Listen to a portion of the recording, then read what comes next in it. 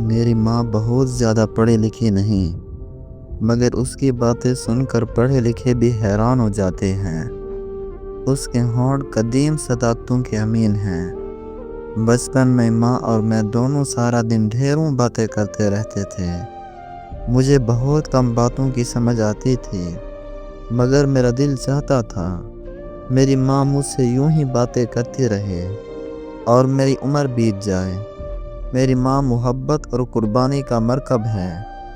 ایک رات کھلے آسمان کے نیچے لیٹے ان گنت بے شمار تاروں کو دیکھ کر میں نے ماں سے پوچھا، ماں یہ چاند، تارے، سورج اور دوسرے سیارے آپس میں ٹکراتے کیوں نہیں؟